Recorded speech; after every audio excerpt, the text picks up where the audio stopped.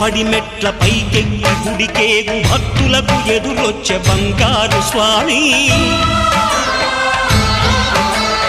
ఇరుముడులు స్పృశించి శుభమనుచు దీవించి జన బృందముల చేరే జగమేలు స్వామి తన భక్తులొనరిల్చు తప్పులకు తడబడి ఒక పక్క ఒరిగెన ఓంకారమూర్తి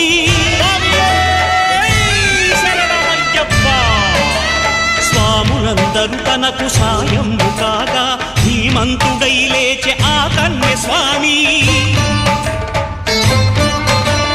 పట్టబంధము వీడి భక్తతతికై